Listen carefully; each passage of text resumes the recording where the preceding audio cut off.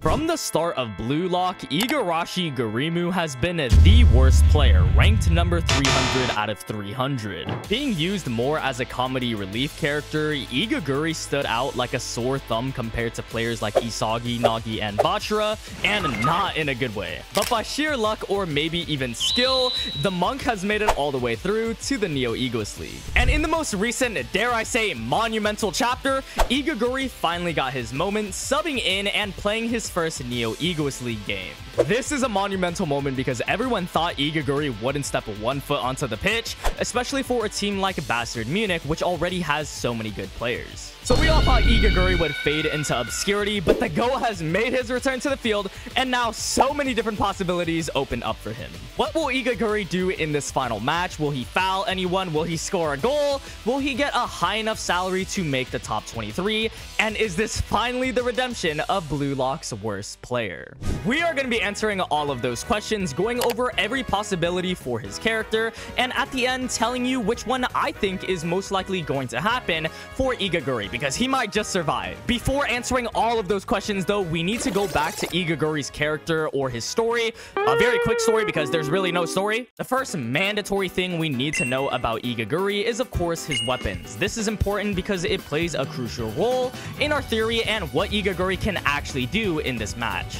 Unlike those horrible weapons like super speed or being able to shoot anywhere, Igaguri's weapon is able to draw out fouls. These fouls can give his team possession and give the enemy team a card. And that's about it for Igaguri. We can't expect much from probably the worst player in all of Blue Lock. I mean, maybe he's hiding some new overpowered weapon. Maybe the Igaguri impact is real. But for now, the only thing Igaguri is able to do is draw out fouls. Up until now, we've literally only seen that. There's pretty much been no development for him besides this, but he somehow made it to the Neo Egoist League. We can now fast forward to the PXG match and the most recent chapter where Igaguri has finally got his first bit of playtime. It's important to know at this time as well, he has a big fat 0 as his salary, which means in order for him to survive the NEL, he's gonna need to beat out someone who's currently in the top 23. And the odds are stacked against Monk here. You have other players like Nanase and Kiora who are fighting for a spot too, and players currently in the top 23 trying to save their spots. And also the fact that Igaguri was subbed in so late. I mean, the last goal of the last game, everyone else basically had an advantage over him. So with all of those odds stacked against Igaguri, what really can he do now? Igaguri was subbed in at a very specific moment, and I think that's the key for us to know what he's going to do or what he can do.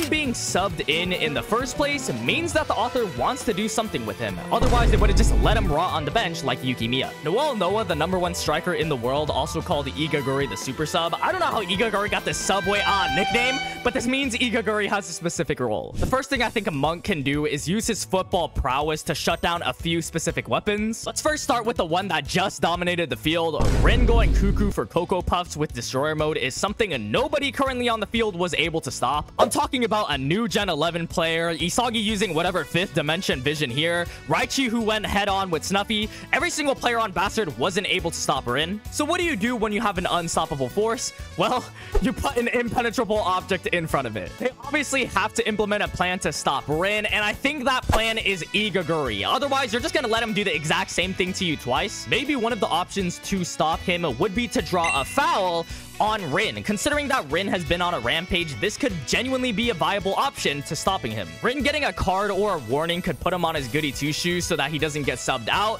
It's kind of reaching, but logically it does make sense. Destroyer mode is Rin's flow save, so by messing up that concentration or flow, Rin wouldn't be able to enter the destroyer mode, therefore stopping it. This also just makes a lot of sense for Igaguri himself. Drawing a foul on Blue Lock's #1 could be a realistic way he gets a high enough salary to survive.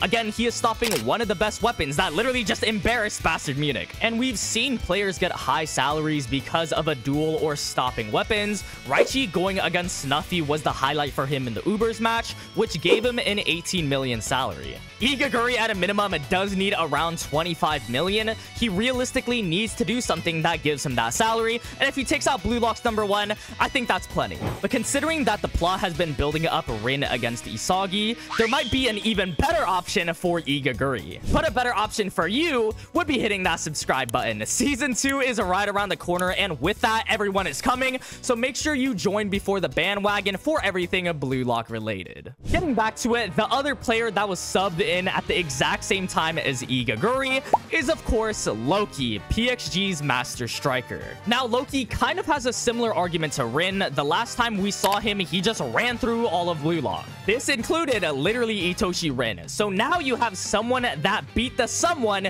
who just beat you. Yeah, it's over. We know the Master Strikers become the biggest threats on the field, so if Igaguri was somehow able to shut him down, then that could mean big money for the monk. Realistically, Igaguri has done two things on defense. One, using his weapons to draw out a foul, or two, face block a goal. Defending a shot that would have been a goal could easily give him a high salary, especially if it's coming from a Master Striker. The other option is that Igaguri does a play so bad that it confuses everyone. It's like he's just unreadable because of how bad he is. It's literally so bad, it's good somehow. A play that's incomprehensible because it's at such a low skill level. That could be a funny option that's also realistic. We do know he is the worst player, so if he was able to disrupt the flow of Loki or the game, I could see that working well for him. But fouling is his specialty though, and keep in mind we actually have gotten a few bits of Igaguri screen time during training where he mastered the ability to draw a foul on his right side. So if Loki is ever on that right side, we know Igaguri has mastered that ability to foul.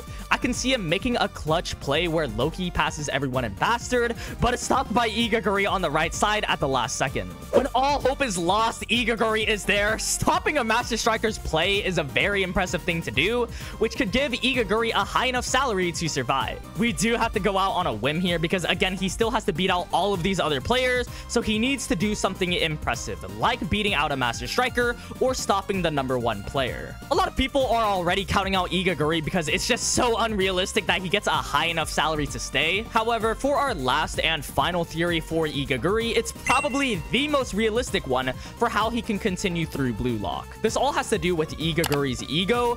Back in chapter 241, we saw Igaguri have a talk with Isagi about what he needs to do in order to survive. Obviously, the panic is setting in for him at this point because he has yet to play a game. Everyone else is increasing their salaries, and he really doesn't have a plan. So he has this talk with Isagi, super wholesome by the way, the previous number 299 and number 300, and they talk about what is Igaguri's goal. Igaguri says his whole goal is to not become the best player in the world, but to not take over his family's temple. Knowing this, he doesn't necessarily need to be in the top 23 of Blue Lock or to play for the Japan U20. That's not his goal.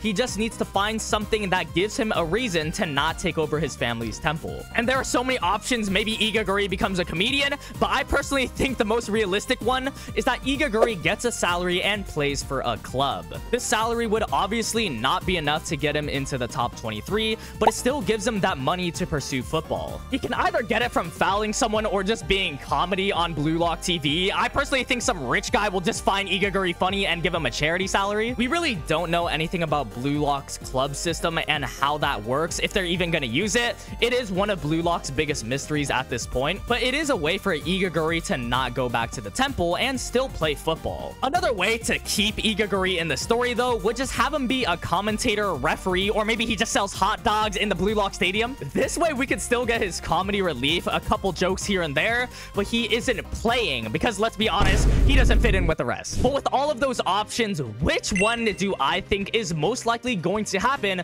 for Igaguri and just the future of Blue Lock? All three theories, I can actually see each of them happening, but I'm gonna bet on Igaguri fouling against Rin's Destroyer mode. This is the one that just makes the most sense to me. Everyone in Bastard wasn't able to stop Rin, so we obviously need to do something to stop this man. Noah called him a super sub for a reason. He has to do something against Rin's Destroyer mode. I think this will be a funny foul per usual with any Igaguri scene. It's just comedy relief, but the effects of the foul will be so beneficial for Bastard as a whole.